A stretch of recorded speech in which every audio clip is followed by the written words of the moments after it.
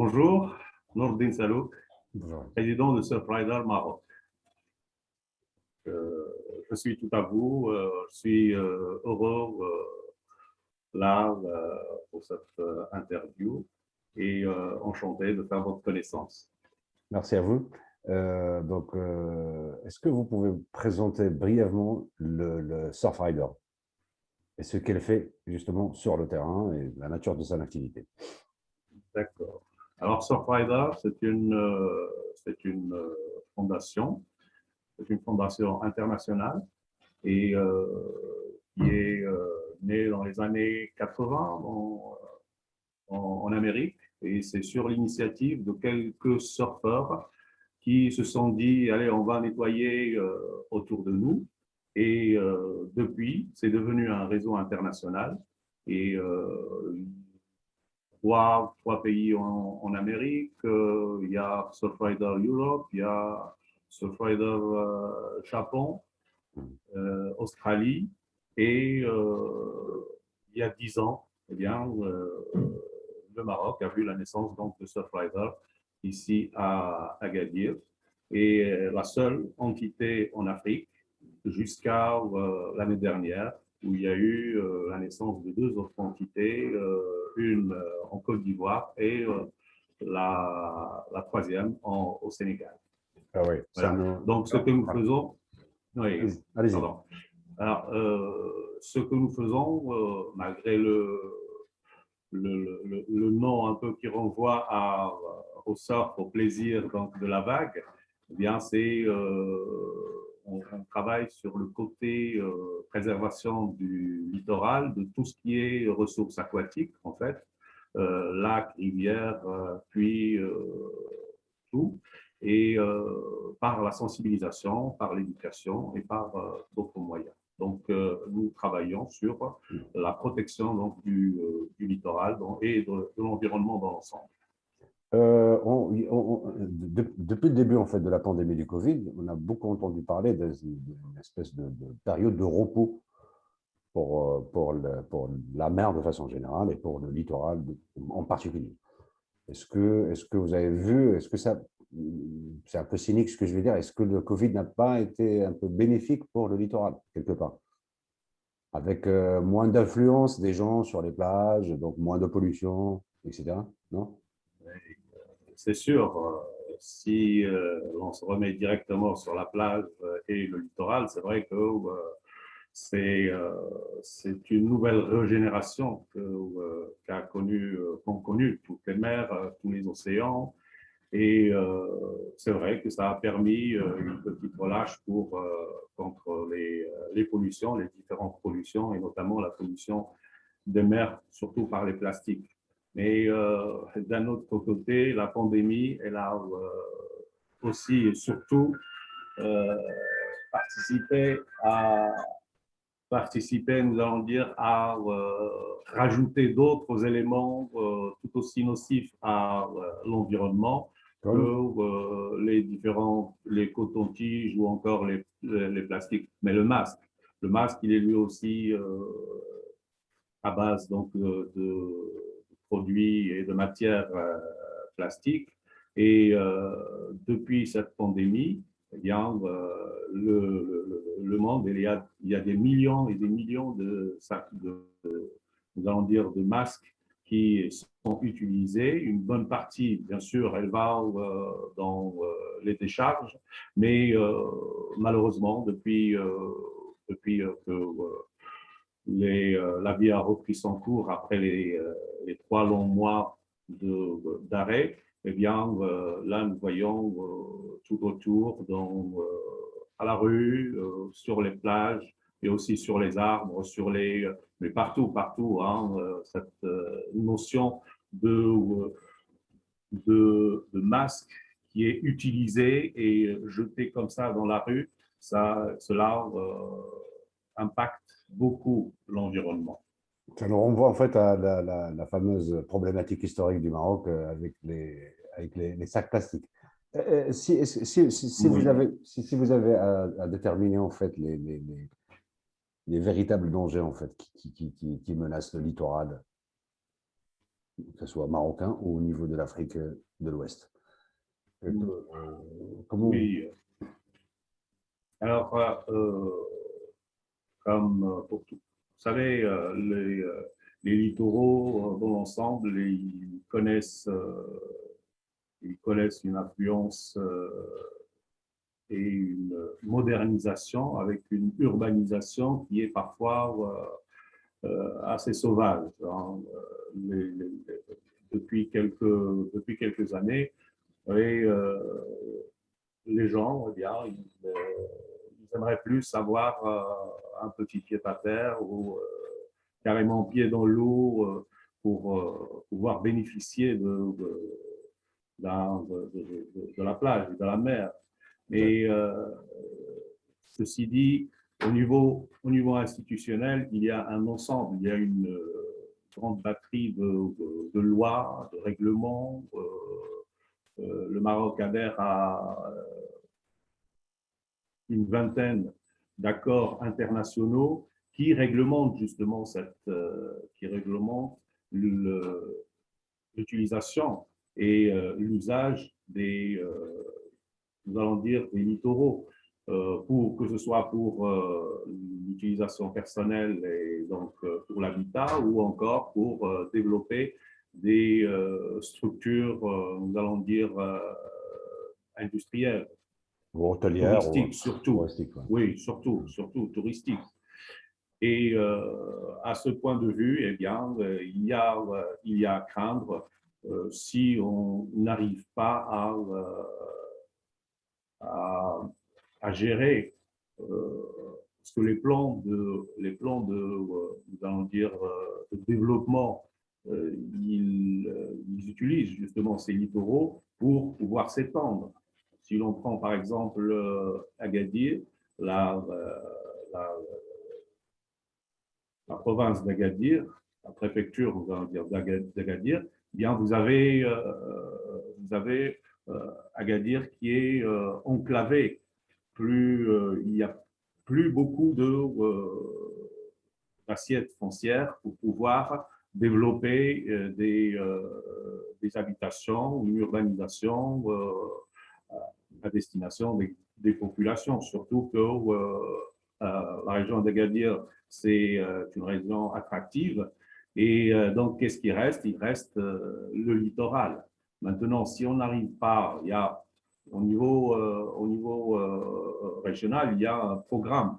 Il y a un programme d'investissement très poussé, très bien étudié.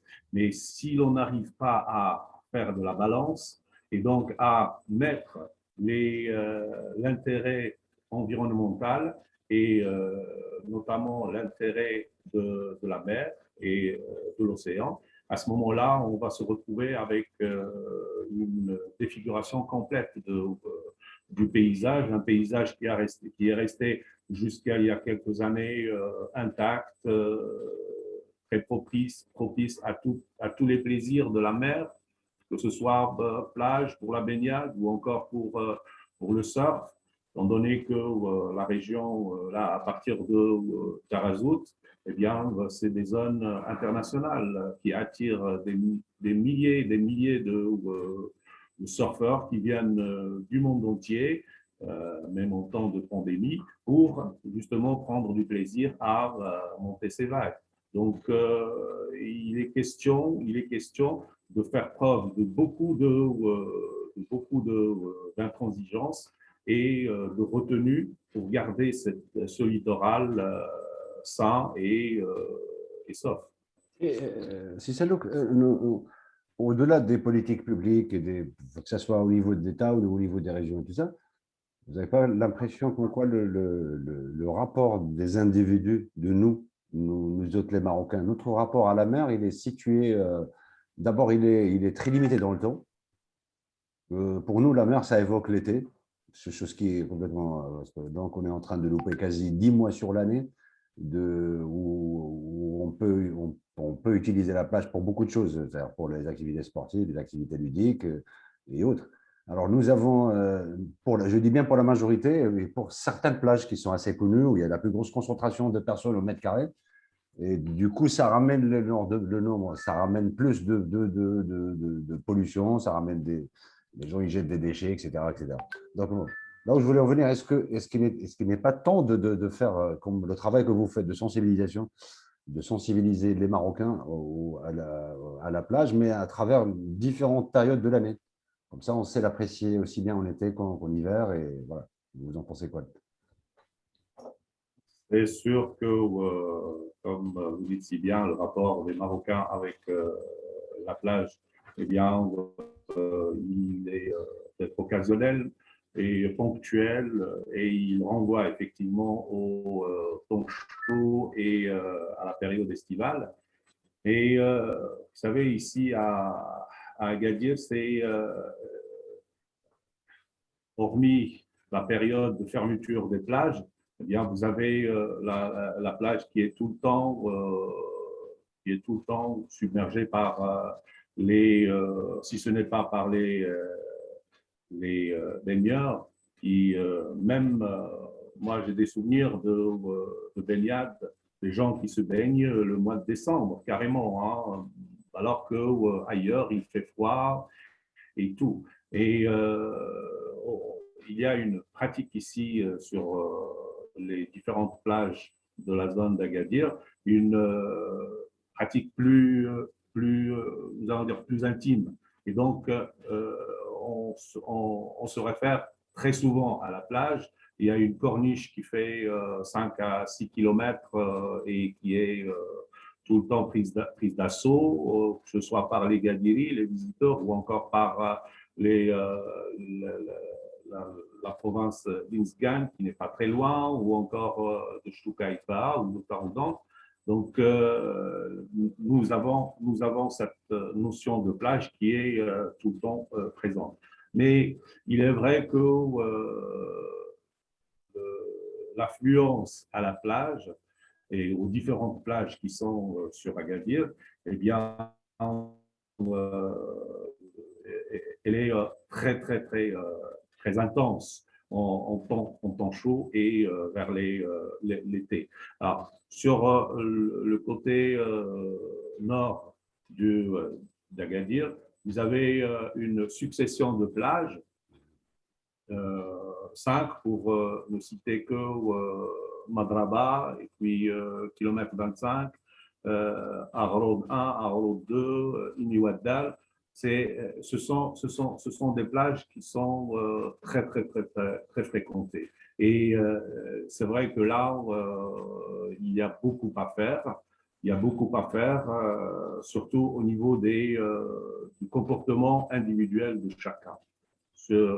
À ce titre, eh bien, nous avons un programme qui s'appelle J'aime ma plage et, que nous développons. Là, ça fait 10 ans que nous existons sur Agadir et nous le développons en 9 ans.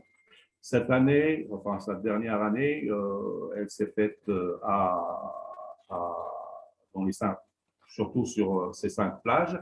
Et alors, qu'est-ce qu'on fait? Eh bien, on commence d'abord par former une vingtaine de jeunes. On les forme sur les déchets, leur durée de vie et également sur les différents déchets. Alors, la matinée, eh bien, ils ne font que ramasser, nettoyer les plages dans lesquelles qui leur ont été imparties. Et l'après-midi, c'est la partie réservée à la sensibilisation. On les forme à différentes approches pour approcher, donc juste pour approcher les estivants. À ce moment-là, ils les approchent et il y a une communication qui s'établit entre les deux, donc l'animateur et l'estivant, que ce soit avec les petits pour jouer avec eux ou leur faire des jeux ludiques. Et à la fin, c'est une sensibilisation qui se fait à toute la famille. Et nous comptons à ce moment-là sur la duplication et sur le bon sens des estivants qui, pour la plupart, nous allons dire, pour la plupart, eh bien, ils reconnaissent euh, certaines, certaines facilités à jeter comme ça les déchets dans la mer, dans la plage. Et ce que nous faisons aussi, c'est que nous déposons, avec l'aide d'un partenaire, nous déposons des poubelles, de grandes poubelles, à des distances différentes selon la plage et avec les communes avoisinantes, eh bien, chaque jour, vous avez un ensemble, un grand nombre de sacs plastiques qui sont pleins de déchets et surtout les déchets, plastiques. Alors, quelques chiffres pour justement cette année, l'année 2020, et il y a eu une semaine de formation, 20 responsables, 20 responsables de plage. Ce sont des jeunes, généralement des étudiants qui viennent postuler et qui viennent donc s'atteler à cette tâche. 5 plages, 120 poubelles installées, 35 200, je parle de l'été 2020, 35 206 personnes sensibilisées, 225 collectes en 45 jours, 15 points de collecte et 78 tonnes de déchets collectés pendant toute la période de l'été qui a duré depuis mi-juillet jusqu'au 1er septembre. Donc, c'est une opération phare que nous sommes contents de reconduire chaque année. Et maintenant, on est en train on est un peu sollicité ailleurs, mais pour le faire dans d'autres plages. Et le problème des ressources humaines se pose. Et donc, nous sommes en train d'étudier d'autres façons pour justement dupliquer ce programme et le faire dans d'autres plages. Mais est-ce que vous n'avez pas trouvé des passerelles avec les écoles, par exemple, pendant l'hiver, aller faire des campagnes de sensibilisation au niveau de l'école pour les très très jeunes générations? Je sais pas Ah si... oui, parmi nos partenaires, il y a la direction provinciale d'Agadir et d'Altana, de l'éducation nationale. C'est notre partenaire principal. Depuis notre création, eh bien, nous avons un partenariat très riche, responsable, très suivi des deux parts et nous faisons en sorte de garder le contact. Alors, vous savez, dans le partenariat, il est prévu certains articles qui prévoient justement la mise au point des deux partenaires pour rendre compte de ce qui a été fait, de ce qui se fait. Alors, avec la direction provinciale Itaoutanane, et nous avons développé un certain nombre de programmes. Un programme que nous avons appelé Éco-ambassadeur, qui était destiné à différents collèges, surtout les élèves du collège, où il y a eu une espèce de nous avons organisé une espèce de concours et à la fin du concours, nous avons apporté un peu de soutien, d'encadrement pour amener les jeunes à la fin construire, fabriquer plutôt des structures métalliques qui renvoient aux animaux marins, le contact avec l'océan, c'est important. Et à partir de là, eh bien, ils doivent retrouver, aller piocher dans les plages, aller trouver les déchets plastiques, que ce soit les bouchons ou encore coton-tige ou encore carrément des bouteilles de plastique qu'ils vont découper et puis après recouvrir ces structures métalliques pour à la fin donner c'est une œuvre d'art. Alors à la fin, nous avons obtenu 5 grands projets qui étaient fabuleux, mais derrière, c'est tout un travail durant toute l'année de ces jeunes qui ont travaillé sur comment protéger la nature et ça s'est très bien fait. Alors, en parallèle, eh bien, nous avons ce qu'on appelle maintenant cette année reconduit pour la troisième fois les classes bleues. C'est un programme destiné aux jeunes primaires, mais aussi le secondaire. Alors, quelques chiffres. Alors, en gros, c'est l'animateur, notre responsable éducation, qui se déplace dans les établissements que nous avons annoncé à la direction provinciale, qui va sur place avec tout son matériel, tout son kit, nous amenons tout avec nous, kit, mais également masque et tout. Et il va travailler dans des ateliers à sensibiliser. Alors la sensibilisation, elle part d'une affiche où on montre des gens, enfin, quelqu'un qui va se baigner et qui sort de la mer tout plein de déchets. On leur demande, on demande aux jeunes un peu de dire ce qu'ils voient et aussi d'énumérer les différents déchets que l'on retrouve sur la mer. Et puis après, s'enchaîne une discussion. L'animateur, à ce moment-là, il intervient pour donner des notions des notions techniques sur justement ces déchets, leur vie, leur durée de vie, et où ils finissent, ce qu'ils font au fond de la mer, notamment aux habitants, nous allons dire, de la mer. Et à la fin, ces jeunes, eh bien, ils signent une espèce de charte. Et cette charte, c'est leur engagement à eux devant la nature et devant la mer. Et ils sont également appelés à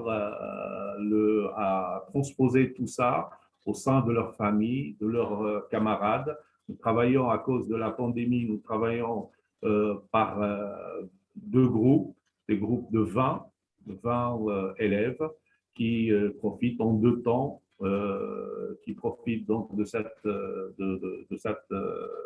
action. Alors, cette année, c'est 47 établissements scolaires ont bénéficié donc de cette sensibilisation. 84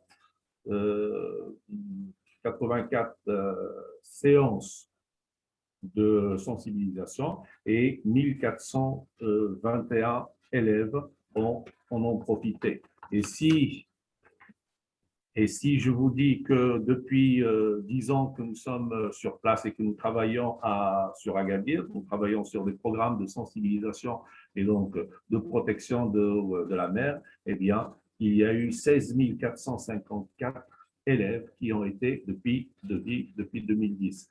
16 450 élèves qui ont été sensibilisés. Et nous espérons, alors si l'on prend un seul élève, et on va dire qu'il va dupliquer cette sensibilisation autour de lui, eh bien, à ce moment-là, nous aurons, en tant qu'association, nous aurons contribué à élever encore plus le sens de l'écologie dans cette région, et nous espérons dupliquer encore plus ces notions. Une dernière question, si ça loupe. Comment expliquer le fait que dans une ville comme Agadir, ou même d'autres villes du Maroc, on n'arrive pas à faire de la construction comment dire, soit d'un institut d'océanographie ou d'un grand aquarium comme ça se fait ailleurs, qui soit vraiment au niveau, et ça rejoint aussi le fait que la région soit une région touristique, ça lui donne beaucoup plus d'attractivité aussi. Et comment ça se fait qu'une ville comme Agadir n'est pas dotée d'un grand aquarium?